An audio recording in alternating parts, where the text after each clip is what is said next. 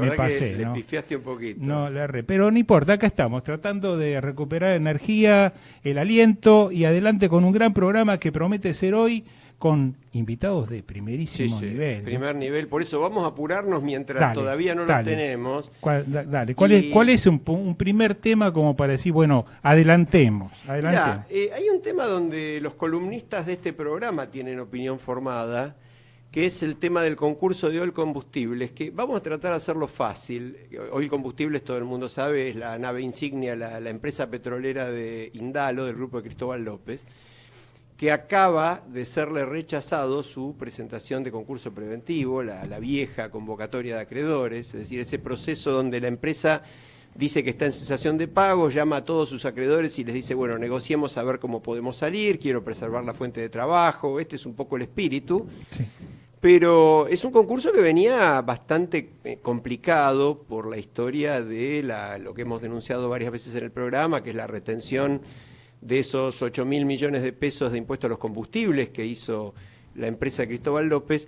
Y lo que dice el juez Vitale, juzgado 4 en lo comercial, en su resolución de ayer, es poco común en el ámbito de la justicia comercial. El juez rechazó el concurso alegando que la empresa había cometido fraude y que no se la debía premiar con una solución concursal. Sí, yo creo que allí un poco el juez lo que hizo es tomar los dichos de la Corte, porque este caso llegó a la Corte, fue tomar resoluciones de la justicia criminal, tanto, creo que en lo penal económico también tiene la causa, ¿no?, de los combustibles. La tienen, aunque eso pasa federal ahora, ¿no? Bueno, pero está la causa tributaria, penal tributaria, y por el otro lado también tiene el caso federal el juez Ercolini, que ahora es el que subsume, o sea, que reabsorbe, me parece, la causa tributaria va a ir a parar a manos de Ercolini. Así es. ¿Cierto? Ahora, el problema, Alfredo, ahí,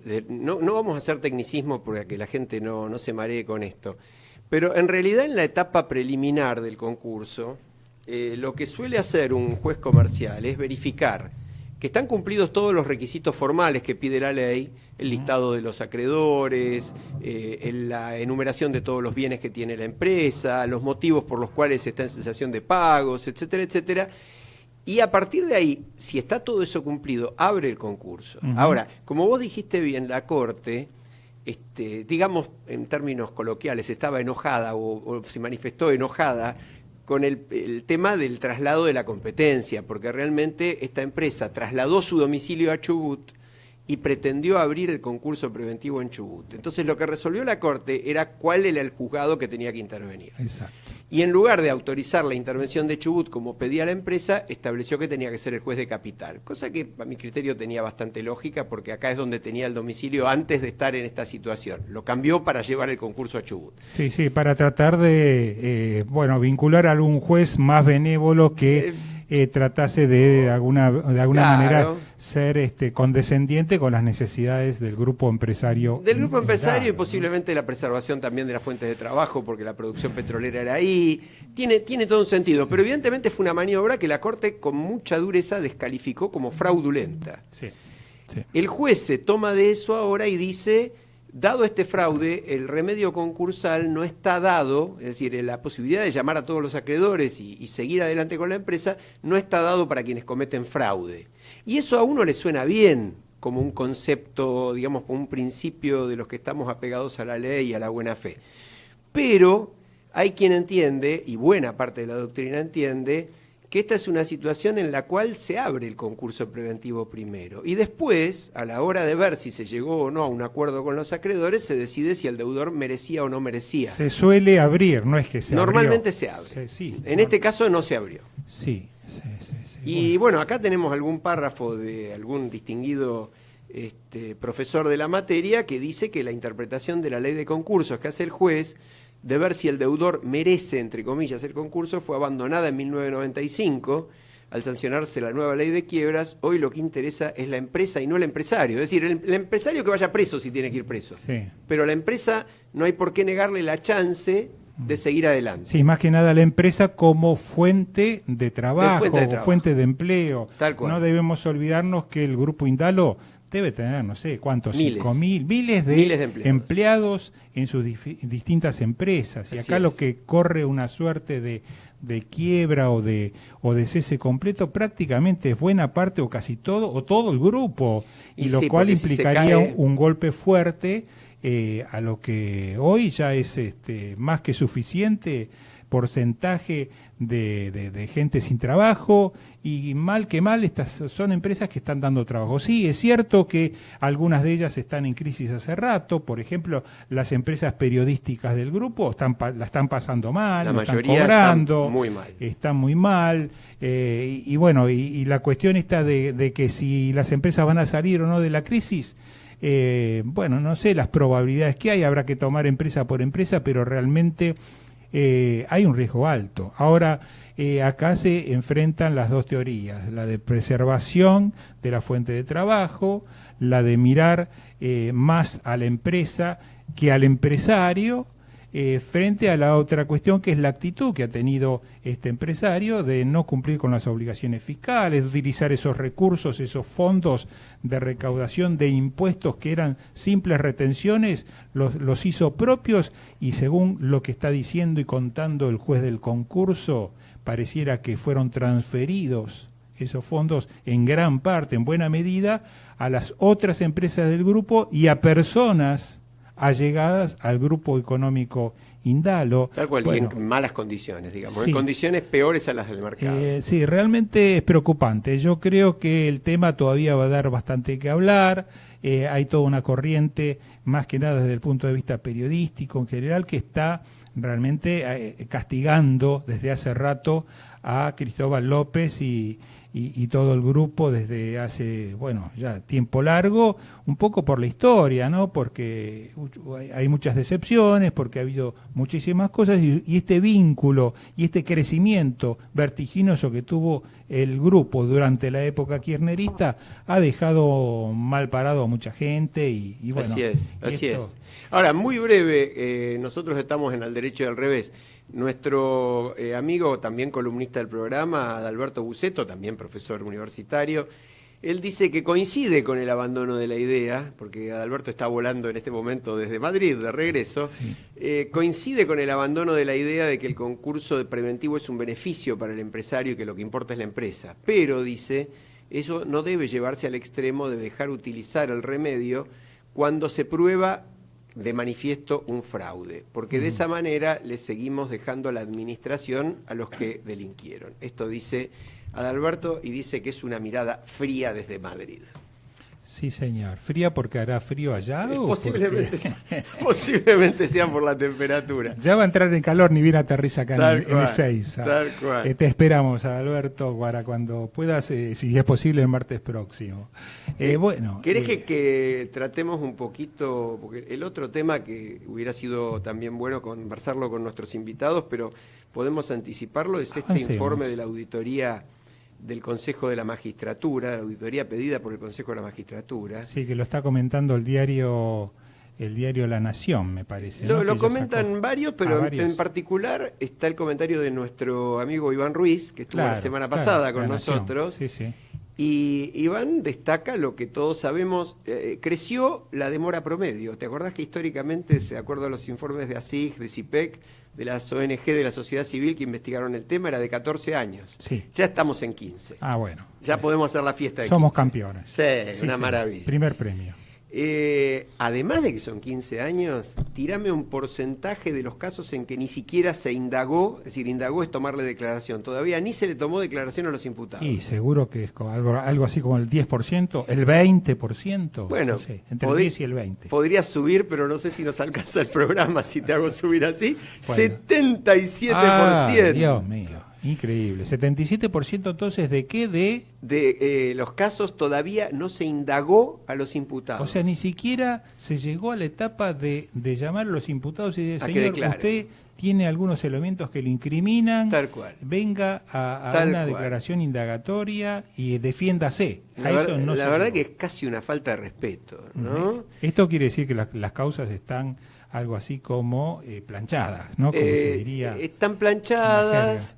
Algunas se mueve según los tiempos políticos. Ahora se están moviendo bastante. Sí, algunas. Algunas. No todas. Y sí. como siempre se mueven las que se refieren al gobierno anterior o a los anteriores. Nunca se mueven rápidamente, salvo para archivarlas, las que se refieren al gobierno que está en el poder. Ahora, este informe abarca el causas antiguas, causas viejas, no tiene, porque claro, de este último periodo, cuanto mucho tendrán una demora de como máximo de 2 años, ¿no? Que es el tiempo de este gobierno. Este gobierno efectivamente no está involucrado porque es una muestra tomada en noviembre de 2016 de causas que por lo menos tenían 5 años. Así que, bueno, me están diciendo que tenemos en el piso a Hugo Machiavelli, ¿es verdad? Sí, así nos está adelantando. Seguramente el comité de recepción le está abriendo la puerta en este momento. Es un placer. Sí. Es un placer. Así que bueno, en momentos más lo vamos a tener aquí. Veremos si se ha traído su traje ajustado o si pudo pasar antes por alguna sastrería de la zona. Los otros días en la radio lo estaban un poco cargando al amigo Machiavelli por su forma de vestir característica, pero él mismo se carga, así que no, Sí, tranquilo. Ahora vos sabés que mientras tanto cita Iván Ruiz este párrafo que nosotros lo escuchamos personalmente del fiscal Federico Delgado, otro de nuestros invitados del año. La justicia es tolerante con el poder de turno y feroz cuando esa gente deja el poder. En lugar de funcionar como instancia de control del poder, la justicia funciona como parte del juego al que debería controlar. Y algo muy parecido dijo Mariano Vergés también, que en su libro dice algo similar, sí. Y Tato Yang en el libro negro de la justicia, pero parece que estas cosas no se leen demasiado, ¿no? No, es un tema complejo, de solución compleja, que no sé si va a llegar alguna vez, porque aquí, por empezar, ningún gobierno, ni ninguna instancia quiere perder el manejo del Consejo de la Magistratura, que sería el organismo que los nombra, los jueces, y el organismo que los sanciona en el caso de incumplimiento, de faltas a su tarea, a su trabajo en forma de vida, o que le llama la atención. Bueno, ningún gobierno, los poderes ejecutivos de los respectivos gobiernos siempre han querido tener el manejo, y si no fue el Poder Ejecutivo, fue una combinación del Ejecutivo con el Legislativo, pero claro, como el Legislativo en su mayoría también está integrado por gente del mismo partido, en definitiva de la misma cosa se trata. Sé que existen inquietudes por el nuevo proyecto de reforma del Consejo de la Magistratura, sobre el cual, si bien se mejoran los porcentuales y la integración... Sí, porque baja la representación política, ¿no? Lo cierto es que para algunos juristas, y a mí ya me han llegado algunas inquietudes al respecto, todavía no se ha logrado, alcanzar la palabrita famosa que preocupa a todo el mundo y que está dentro de la Constitución y que debiera ser inspiradora para la ley del Consejo de la Magistratura, que es lograr el equilibrio. ¿Cuál es ese equilibrio? Bueno, todavía sí, yo creo que se sabe.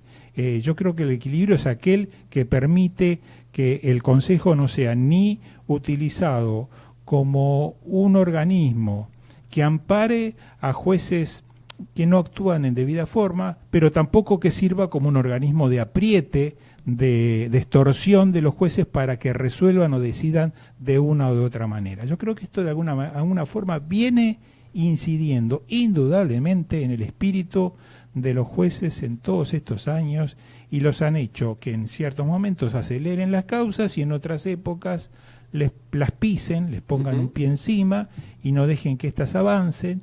Y ese temor reverencial, a recibir ese propio castigo por actuar de una u otra manera, ha llevado a que algunos de los jueces, que no son tontos, sean justamente ambivalentes.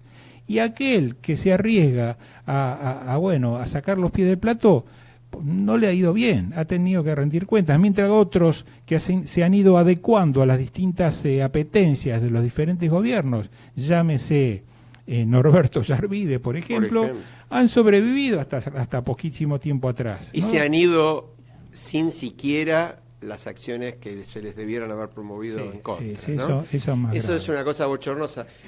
Yo puedo entender que le acepten la renuncia, pero Hugo, te saludamos al aire. ¿Cómo estás? Un placer. Un placer tenerte con nosotros. Estamos recibiendo a Hugo Machiavelli aquí en el piso, que se ha venido con un look muy deportivo, donde ponete cómodo donde vos dijiste quieras. Que podía venir de traje y el hombre vino con la informalidad que corresponde. Lo que pasa es que estamos en plena batalla, ¿no? La batalla cotidiana, y acá estamos. Así que gracias por la invitación. Pero se trata de una batalla que tiene que ver con el uso de armas, porque me parece que venís camuflado con, lo que pasa es que con esa camisa estuve con los Marines, de fajina, en verdad, y te obsequiaron esa camisa. Que, la idea bueno, qué sé yo, se nos pegaron los... No, es una camisa que cada tanto usa, sí, qué sé yo. Señores, digamos que hoy tenemos como un invitado muy especial, especialísimo, al periodista que yo creo que requiere muy poca presentación, porque todos nosotros lo escuchamos en las radios, y particularmente en la radio de todas las mañanas, en la radio de la red, ¿no? De Luis Majul. Eso todos los días, de lunes a viernes, ahí al pie del cañón, y los vemos los fines de semana, por lo menos, en el programa también de Majul, que se llamaba... La Cornisa. La Cornisa, claro. Famoso programa de Luis 19 Majul. 19 años va a tener de existencia. 19 años. Pasaron algunas cosas. Creo que 3 más largos, con más tiempo en la tele actual. Hola. Sí, ahora lo que pasa es que... Pasame el auricular, porque como no me escuchan, no sé cómo estoy saliendo. Defecto del oficio de la radio, no ponerse los auriculares, porque uno no sabe cuán alto está saliendo. Ahora me escucho mejor, tengo retorno y seguramente se me escuchará. Decía que La Cornisa va a cumplir 19 años el año próximo, así que... Hugo, ¿y cuánto hace que estás con y 5 años. 5 años. Son unos cuantos. Sí, son unos cuantos, sí. Yo cambiaría un poquito porque estábamos hablando de temas que por supuesto vos conocés bien. Estuvimos hablando del concurso de Oil Combustibles después del informe sobre la justicia que pidió el Consejo de la Magistratura, que preocupa tanto por la lentitud. Pero yo realmente quería conversar un poquito de tu libro. Sí, cómo no, con mucho gusto. Porque me parece que plantea una problemática en extremo compleja. Yo la conozco hace muchísimos años, tengo más de 40 años de abogado y tuve casos de adopción en el Gran Buenos Aires, por ejemplo, y conocí lo que es esa dificultad tremenda para llegar a que los matrimonios que quieren realmente recibir con su amor a quienes no tienen la posibilidad de tener un hogar, accedan a eso. Y yo creo que vos desde tu experiencia personal estás instalando esa problemática.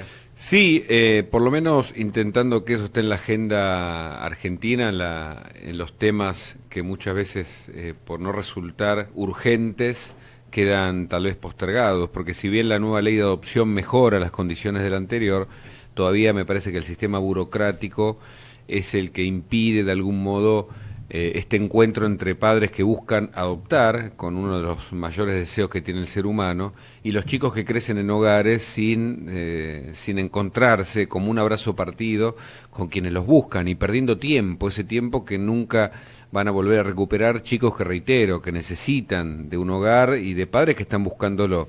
Y cuando el Estado no es eficiente, no es eficaz, no actúa de manera inteligente, ¿qué es lo que surge? Como siempre, las mafias, el crimen organizado, que sí no necesita burocracia ni ninguna estructura y que rápidamente y lo comercializan con personas que por ahí no son conscientes de que están cometiendo un delito, pero más allá del delito, lo que se afecta, y este es el problema de fondo, es la identidad de esa persona a la que se le va a suprimir la identidad.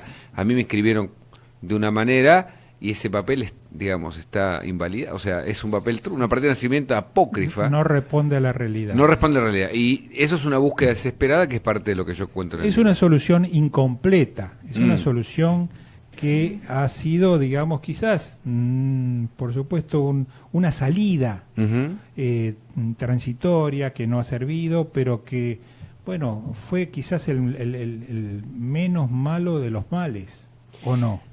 Es difícil, ¿no? Es un tema complicado. Es un tema complicado, interesante el costado que abordas. Sí, claro, ¿no? Nuestro programa es al derecho y al revés. Es decir, está muy bien. Muchas veces de analizar, porque todo esto tiene un porqué, tiene una razón. Totalmente. Yo creo que mucho peor que tener una familia adoptiva, pero clandestina, si se quiere llamar de esa manera, Sí.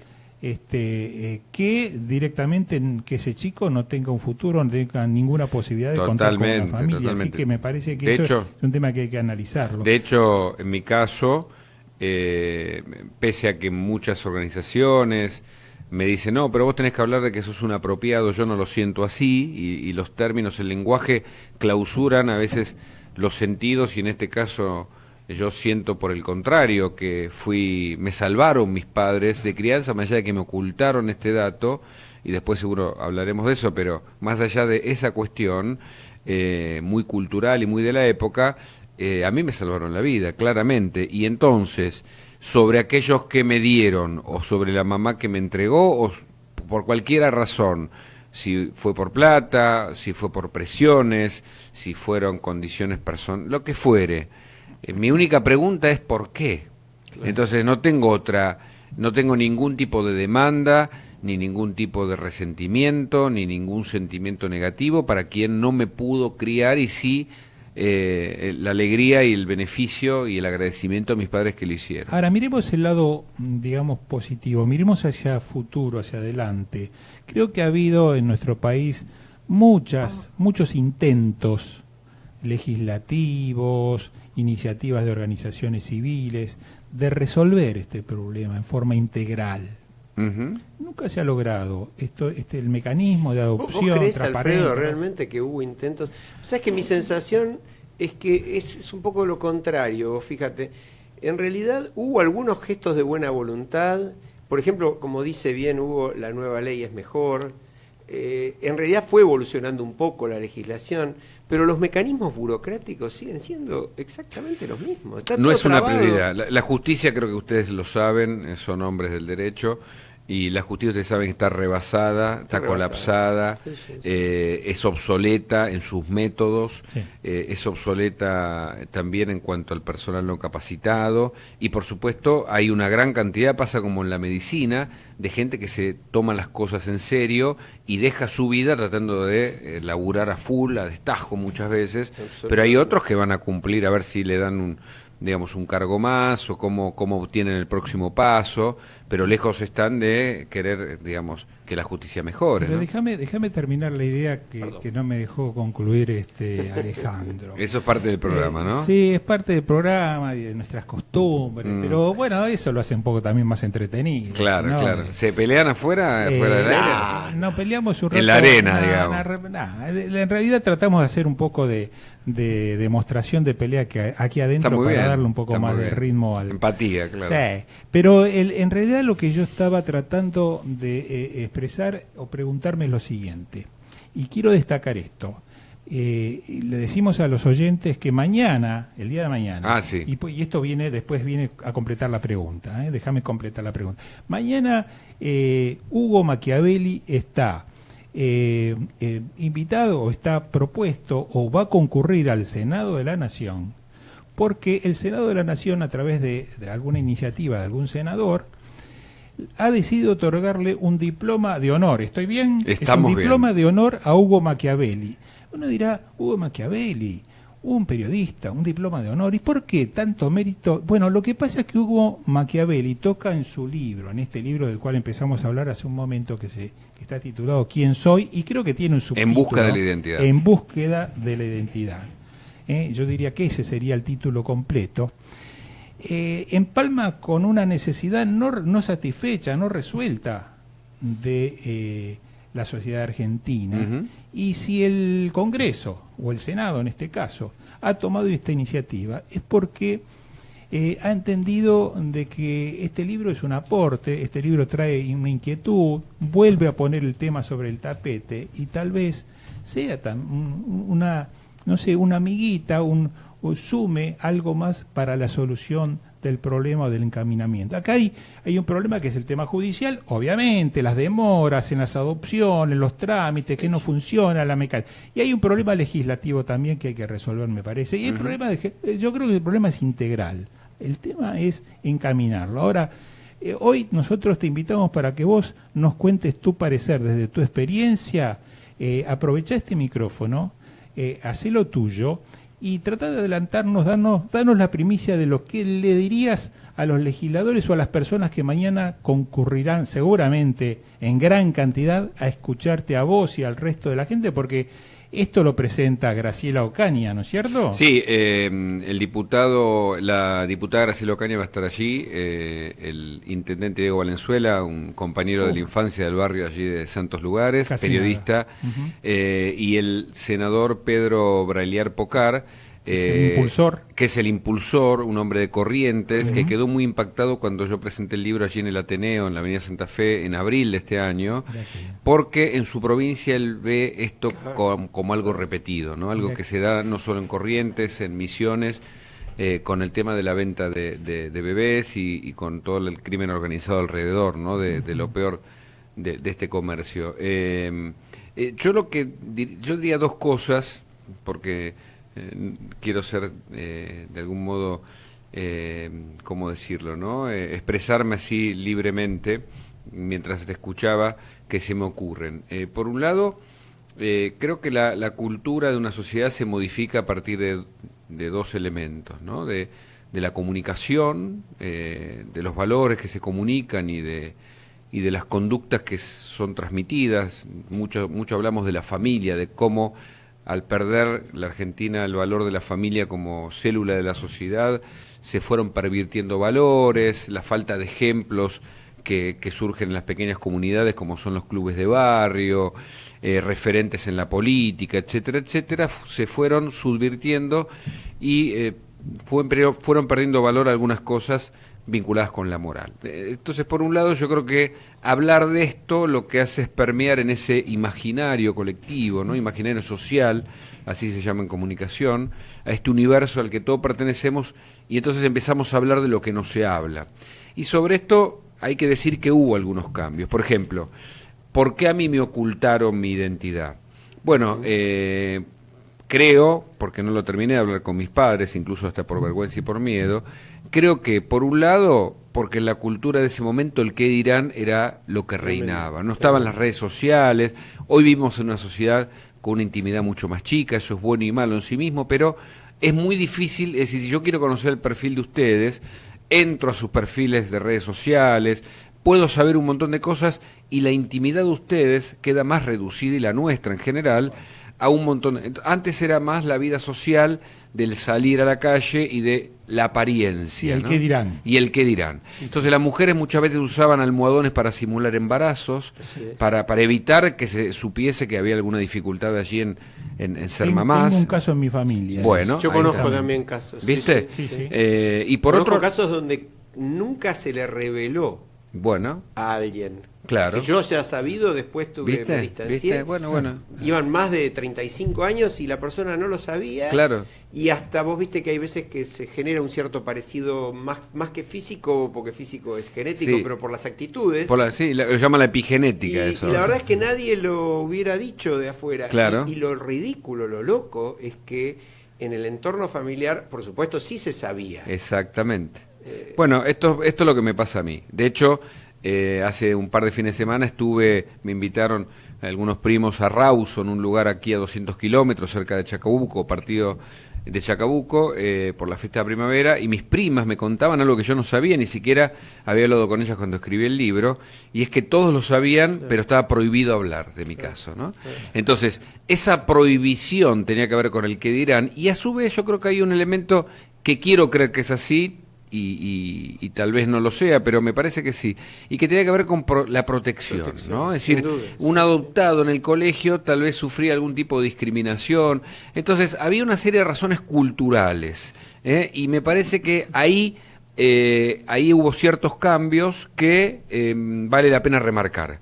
Solamente en algunos lugares del interior y algunas historias un poco más antiguas revelan que las familias hoy le ocultan todavía esta situación a los hijos adoptivos, pero no es lo común. Lo habitual hoy es decirles, allanarles el camino, y sobre eso me parece que hay mucho para decir. El otro aspecto que no me parece menor tiene que ver con lo que también modifica una cultura, que es lo penal, la penalidad.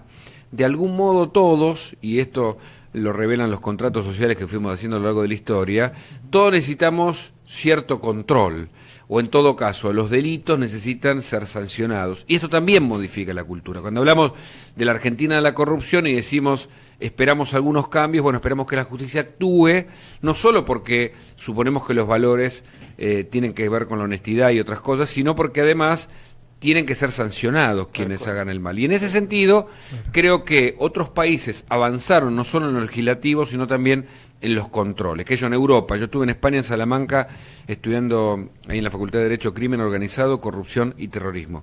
Y hablaba con jueces y fiscales, y me decían, no, acá hay un seguimiento del embarazo súper estricto y no se piensa que alguien pueda venir de afuera y llevarse un chico a un hospital, o a su vez, las agencias de adopción internacional, ellos adoptan en España mucho de Etiopía, por ejemplo, porque tienen una baja en la natalidad en Europa y particularmente en España, tienen controles muy garantizados. Acabo de conocer la historia, en realidad, una amiga de la primaria que no pudo adoptar acá y acaba de adoptar en Rusia, 3 hermosas chicas, y tuvieron que hacer un trámite, pero fue más rápido que adoptar en la Argentina. Tremendo, Entonces, tremendo. el sistema de control, que también para mí está mejor en Colombia que acá, puede ayudar junto con la penalidad. Es decir, si uno va a una buscadora de pancia y adquiere un chico, tiene que saber que más allá del daño, porque por ahí hay gente que no se da cuenta del daño que puede provocar, tiene que saber que está cometiendo un delito.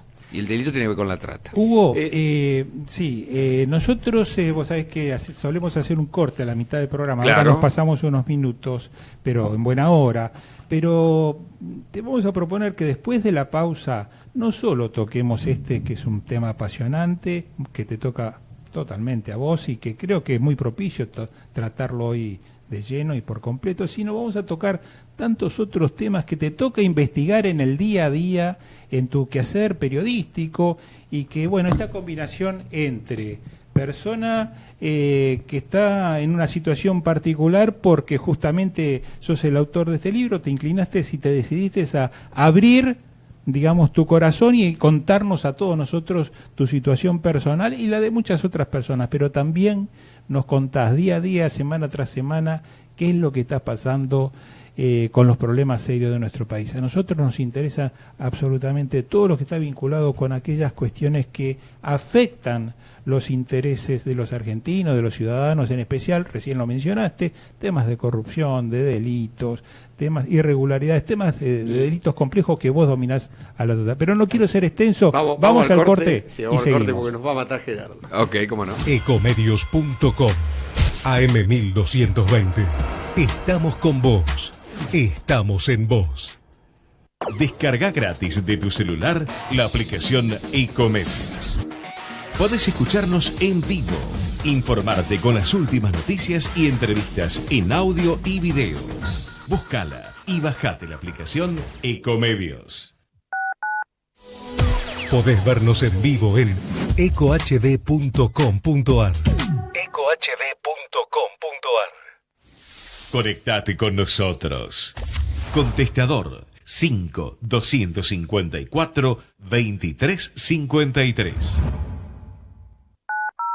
Seguir conectados nos conviene más que nunca. Contratá el combo único. Tenés Arnet Wi-Fi 20 megas para tu casa, más 2 líneas personal, más llamadas ilimitadas desde tu fijo, todo por 890 pesos. Contratalo llamando al 0800-888-1010. Unimos Arnet y personal para que ahorres mucho más. Internet adentro, internet afuera. Arnet y personal. Promoción válida hasta el 31/12/2017. Más información en arnet.com.ar.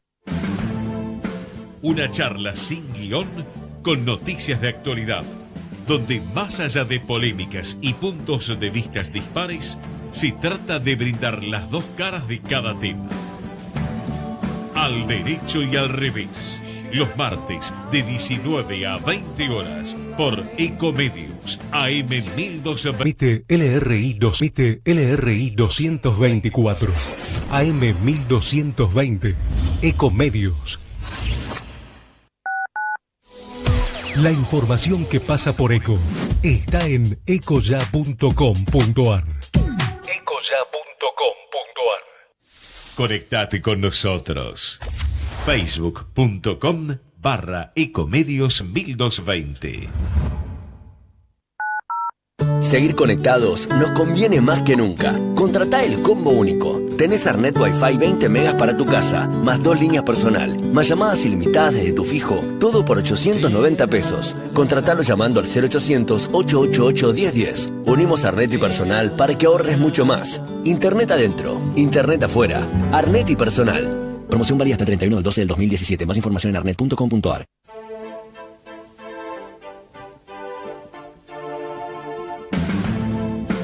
Al derecho y al revés. Las dos caras de la realidad. El yin y el yang de los temas actuales.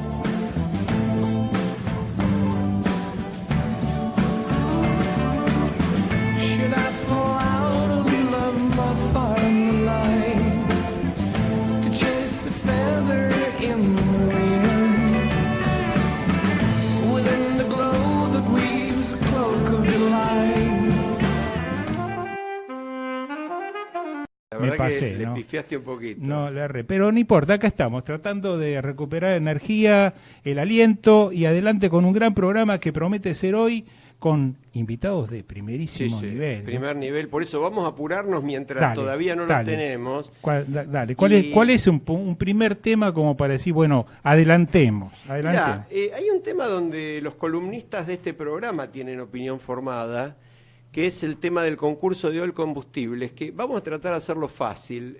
Oil Combustibles, todo el mundo sabe, es la nave insignia, la empresa petrolera de Indalo, del grupo de Cristóbal López, que acaba de serle rechazado su presentación de concurso preventivo, la vieja convocatoria de acreedores, es decir, ese proceso donde la empresa dice que está en cesación de pago, llama a todos sus acreedores y les dice, bueno, negociemos a ver cómo podemos salir, quiero preservar la fuente de trabajo, este es un poco el espíritu. Sí.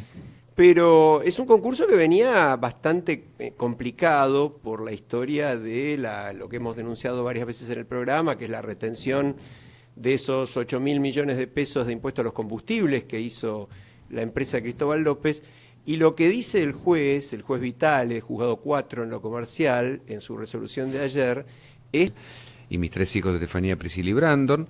Y después periodista, trabajé en una iglesia, sea siempre con lo social, con las historias, ahí descubrí mi vocación como periodista, y después periodista de investigación, como si la necesidad de buscar algo, y que a los 30 y pico me entero de mi condición de adoptado. Entonces, vos ves que en mi caso, como hoy se dice, soy un resiliente, si querés, pero de algún modo también he sufrido esa falta de información inicial. Entonces, ¿qué es lo que, si yo hubiera sabido al principio, entonces menos fantasmas hubiese alimentado durante todo este tiempo?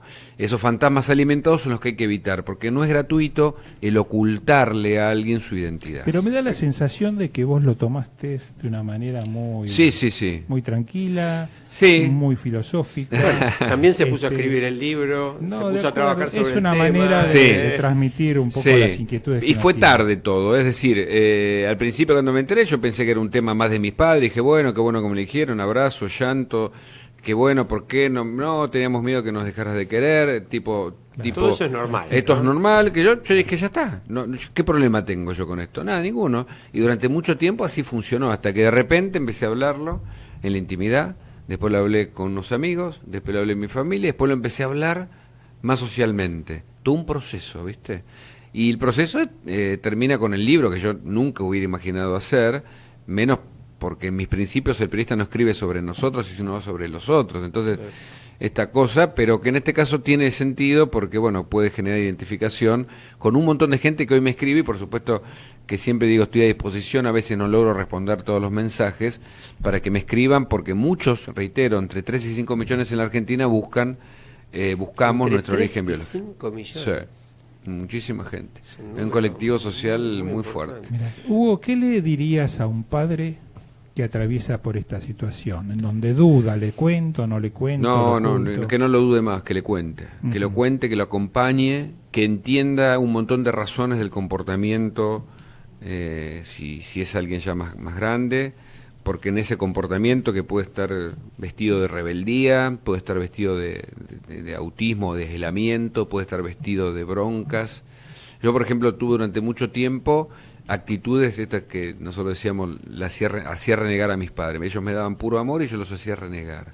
Bueno, eso tenía que ver con algo. Tenía que ver con algo, una rebeldía extra, que yo no sabía por qué, pero hoy entiendo, porque le estaba demandando algo, estaba llamando la atención de ellos. Ahora, vos sabés que yo conozco varios casos y de familias muy cercanas, de amigos queridos, incluso de familia, parte de mi propia familia. Y veo también que por el otro lado se plantea a veces, no siempre, pero a veces, esta necesidad que está reflejada obviamente hasta en el título de tu libro, de encontrar la identidad, de encontrar el origen. Que incluso teniendo una muy buena relación y sabiendo, chicos, desde chicos que son adoptivos, tienen en algún momento la necesidad de ir a buscar quiénes fueron sus padres. Y eso también genera otro tipo de conflictos que, bueno, que son inevitables. Sí, uno tiene que enfrentarse... ¿Cómo se maneja eso? Bueno, yo creo que hay que trabajarlo. Yo estoy en ese proceso de algún modo.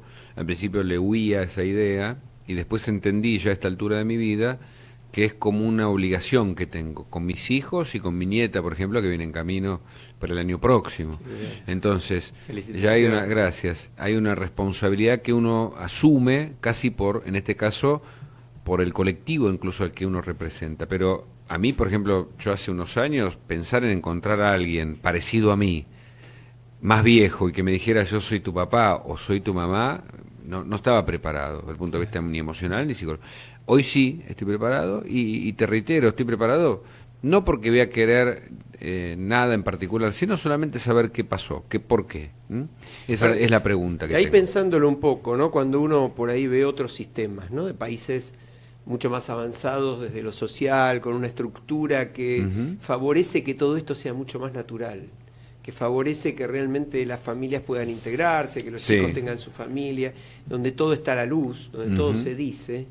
Me da la impresión de que eso facilita enorme, es decir, destraumatiza muchísimo. Sí, sí, ¿no? Nosotros nosotros tenemos buenos trabajadores y gente de las ciencias sociales que son los que asisten a una sociedad muy injusta todavía, con enorme déficit que alimenta este crimen organizado, por ejemplo, y también en muchos sentidos de falta de protección para poder justamente poner en contacto a las familias y poder poner todo más claro. Estamos ahí en el medio, no somos un país del tercer mundo, pero tampoco somos del primer mundo, entonces muchas familias se hacen a los tumbos aquí, ¿no? Y muchas veces no se cuenta eso porque ni siquiera tiene sentido contar.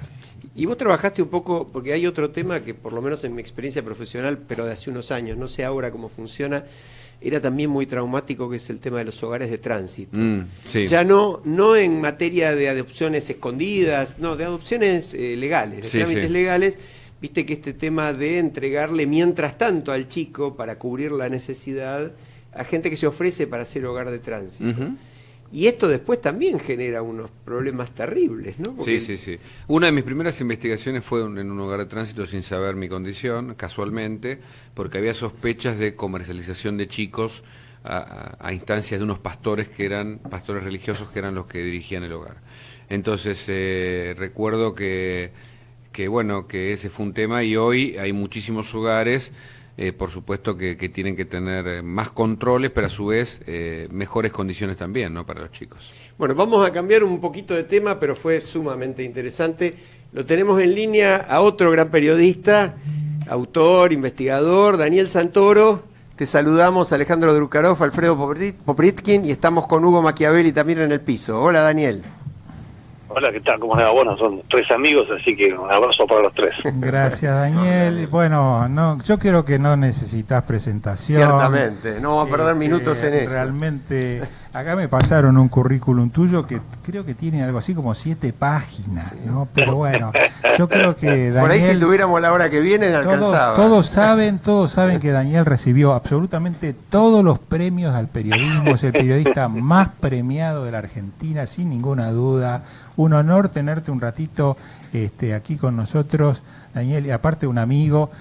Así que por lo tanto vamos a alguna cuestión un poco concreta que puede tener que ver con tu última etapa, que es la del libro que has lanzado al mercado y que si bien hoy parece ser un libro que por ahí el tema ya fue, la verdad que no es así. Estás hablando de la ruta de la efedrina. Claro, yo estaba por mencionarlo. Daniel Santoro escribió el último libro que se llama La ruta de la efedrina, la trama secreta de las relaciones del narcotráfico con la política, la CIDE y la aduana, desde Cristina Fernández de Kirchner hasta cuándo, hasta el macrismo, o sea, hasta la actualidad. O sea, que abarca todo un periodo bastante amplio. No es un libro exclusivamente donde se trata la problemática puntual de la efedrina, sino que lo enmarca dentro de toda la problema del narcotráfico, y a nosotros nos preocupa ir todavía un poquito más allá. Mirá qué aspiraciones tenemos, ver qué pasa con el aspecto económico, el lavado de dinero y ese tipo de cosas. ¿Qué nos puedes decir a modo de introducción, Daniel? Bueno, acá estamos hablando del tema de la importación de 50 toneladas de efedrina de la India y la China, que llegaron a Argentina y se fueron reexportadas a través de los mecanismos de contrabando a México para ahí su implementación, su elaboración en metanfetaminas y directamente ir a el mercado de los Estados Unidos, ¿no?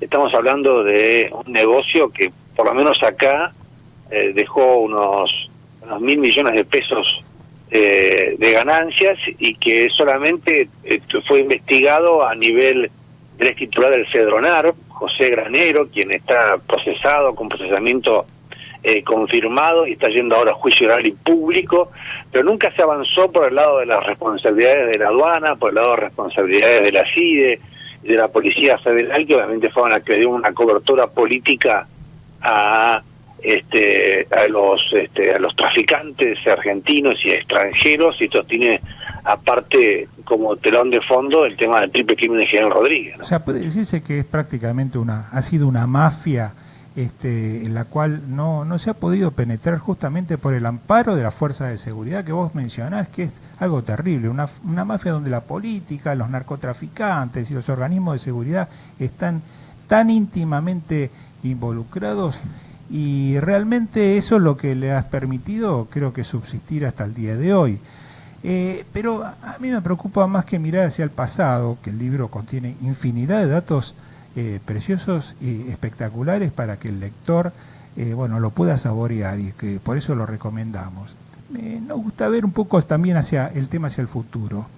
Macri prometió combatir la droga desde un comienzo, fue un poco uno de los lemas de su campaña política, y después lo he reiterado más de una vez. ¿Crees que están haciendo las cosas bien en ese sentido? Yo creo que el narcotráfico tiene varios aspectos, ¿no? El aspecto de la lucha policial se ha mejorado con capturas de parte del Ministerio de Seguridad, con las 4 fuerzas de seguridad federales. Han aumentado el 30% las capturas de cocaína, de marihuana, de metanfetaminas.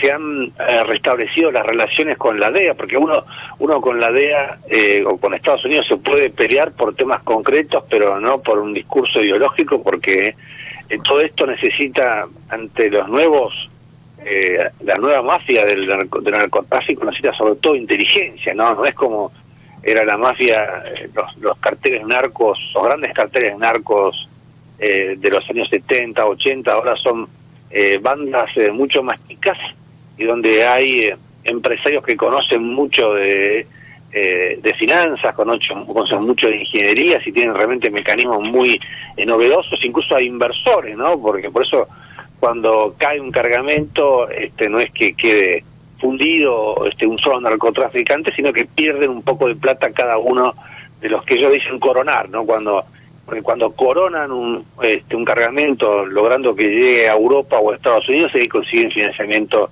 realmente para muchísimas otras operaciones, ¿no? Entonces, una cosa es el aspecto policial, aunque obviamente también está pendiente el tema de la radarización de la Argentina y demás, pero la falencia más grande está, Alfredo, en el lado de la prevención del narcotráfico, porque Argentina tiene 1,5 millones de consumidores de marihuana, y la mitad consumidores, o sea, casi 800.000 consumidores de cocaína, y eso significa un mercado que consume anualmente en mercado de drogas por $1.000 millones, y que ya realmente eso ha llegado, lo digo con pena, ha llegado para quedarse.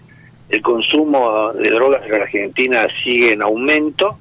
Entonces, por más que vos tengas una eficaz lucha policial, si no hay una tarea de prevención y una tarea después de tratamiento para los adictos, digamos, este tema va a persistir, como lo que estamos viendo en las calles todos los días. Muchos adolescentes creen que consumir una vez para 10 días eso no es ser adicto. No, es una adicción controlada, pero una adicción cada 10 días, y eso genera muchísima plata. Por eso realmente ese es el aspecto que más me preocupa. Después el otro que quizás te interese más a vos por tu formación de auditor contable, que es el tema de la plata del narcotráfico. Daniel, yendo a eso justamente, soy Alejandro, yendo a eso, es un tema que realmente, aún en la investigación periodística, aunque en la investigación periodística se aborda un poco más, pero ya en la mirada de la justicia, en todo lo vinculado con la mafia, con la delincuencia, con el narcotráfico, con la corrupción, no es la ruta del dinero, y no solamente la ruta del dinero, el recupero de ese dinero, ir sobre el dinero, parecería que es algo que no se hace, ¿no? Parecería que es algo que ni siquiera está planteado como un objetivo. ¿Vos tenés la misma sensación? Yo creo que se empezó a hacer a través de la Unidad de Información Financiera. Vos sabés, Alejandro, que Argentina tenía las relaciones de cooperación suspendidas con el FinCEN, que es el organismo de lucha contra el lavado de dinero de Estados Unidos. Digamos que también es otro absurdo político, porque toda la plata que se mueve con los bancos norteamericanos, que tienen prácticamente son uno de los grandes actores dominantes del mercado financiero internacional, es un absurdo que vos no puedas, por el tema de Narváez, cuando el kirchnerismo desfiltró a página 12 un informe sobre de Narváez y otras filtraciones más de esa información, que es de información de inteligencia, que sirve para que después un juez pida la información oficialmente, es que se habían interrumpido las radios. Entonces se ha vuelto a mejorar. Lo que pasa es que hemos visto algunos operativos donde intervino la Unidad de Información Financiera. Lo que pasa, obviamente, que no se alcanza. La Unidad de Información Financiera tendría que tener ya una oficina en Rosario y una oficina en Salta, ¿no? Porque las oficinas que tienen acá en Avenida de Mayo tienen computadoras con un hardware que ahora que lo usan, y no como antes que no lo usaban, se recalienta cada 6 u 8 horas, te tienen que parar y volver a hacer los análisis, porque todavía no tienen un hardware que les permita hacer todo esto. Entonces, y un sistema financiero, Alejandro, que ha sido cómplice de todo esto. Argentina tiene, eso lo sabemos mejor que yo, también Alfredo, bueno, Hugo es realmente uno de los tipos que investiga el terreno, también lo admiro porque lo conoce directamente. Acá ha habido un ducto de plata negra hacia Uruguay y hacia Panamá, organizado por grandes bancos argentinos, grandes financieras, y ese mismo ducto se empezó a llenar con plata del narcotráfico últimamente, y eso es lo que preocupa, ¿no? Que haya contaminado, como pasó con el caso de Aldo Ducler, que al sistema financiero argentino, que haya llegado a la política, como bueno, cuando hemos visto como uno de las víctimas del triple crimen de Gerardo Rodríguez financió la campaña de Cristina Kirchner y otras campañas a niveles provinciales y demás. Sí, eso es como que vamos de escándalo en escándalo, pero en realidad ir a fondo en serio sobre el tema no es bastante más difícil, Dejemos ¿no? que aquí por ahí Hugo nos agregue algo desde la óptica de aquel periodista que está en el terreno y que le ha tocado vivir algún caso, ¿no? No, Daniel, es un placer saludarte como siempre, ¿no? Y la verdad que tu libro es muy bueno porque desmenuza todos esos costados que tienen que ver con la narcopolítica incluso. Pero ¿sabés en qué pensaba cuando vos hablaste del territorio? En lo que pasó con, por ejemplo, el juez Reynoso, que era un referente en esa zona de Salta, y hoy es parte de una investigación sobre el narcotráfico. Digo, ¿hasta qué punto la política para vos, ya te pido casi una opinión, una mirada, la política y las instituciones pueden resistir el avance del dinero del narcotráfico? obviamente es mucha plata que ha comprado muchas voluntades, y con lo que pasó con este juez que Lorenzetti lo ponía como figura, demuestra lo vulnerables que somos, ¿no? Uh-huh. Yo realmente estoy preocupado, sobre todo porque eso en Salta y en Formosa tiene niveles alarmantes, donde hay por lo menos 6 diputados provinciales que están presos por ser cómplices con el narcotráfico.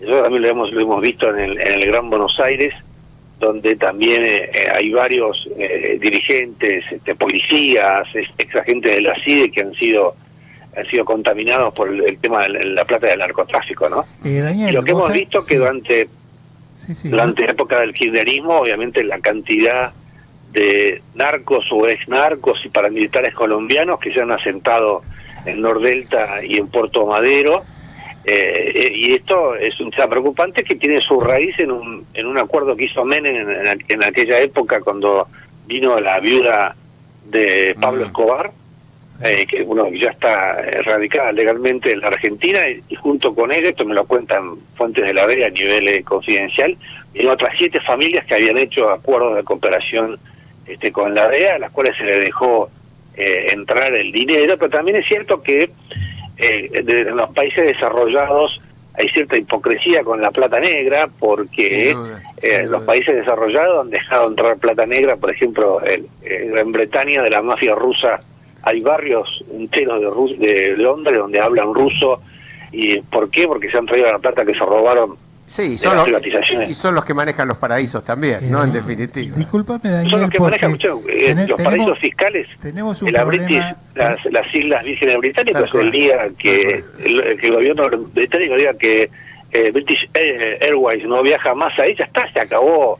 Y vos querés presionar a ese tipo de países que venden empresas truchas, bancos truchos y demás, ya está. Pero no lo hacen eso porque obviamente tiene una necesidad de financiarse con capitales que estén al borde, digamos, siempre, ¿no? Daniel, discúlpame que te interrumpa. Bueno, se nos fue el tiempo, lamentablemente. Nos están echando. Este tema es apasionante. Tenemos que, mira, te vamos a comprometer para otro programa. Yo sé que a vos te apasiona este tipo de cuestiones. Y si bien sos un tipo muy pero muy ocupado, los temas comunes como estos, creo que nos conviene seguir tratándolos con más tiempo, con más tranquilidad. Pero además, antes de terminar, cerrar el programa, queremos decir que mañana, una vez más, vos sabés que Hugo Machiavelli recibe una distinción de honor en el Senado de la Nación por su libro ¿Quién soy? Es un libro que él escribe y relata su vivencia personal, su situación personal, pero también la problemática de mucha gente vinculada con el tema de las adopciones. Así que nada, decirle a nuestros oyentes que volvemos el martes próximo. Gracias por la visita de Hugo, gracias por la entrevista a Daniel. Hasta pronto, y lo seguimos teniendo a todos ustedes. Hasta el martes próximo. Y los saludamos a los muchachos que nos consiguen. Vélez Radio viene con Emite LRI 224, AM 1220, Ecomedios. La información que pasa por Eco está en ecoya.com.ar. Ecoya.com.ar. Conectate con nosotros. Facebook.com/Ecomedios 1220. Seguir conectados nos conviene más que nunca. Contratá el combo único. Tenés Arnet Wi-Fi 20 megas para tu casa, más 2 líneas personal, más llamadas ilimitadas desde tu fijo, todo por 890 pesos. Contratalo llamando al 0800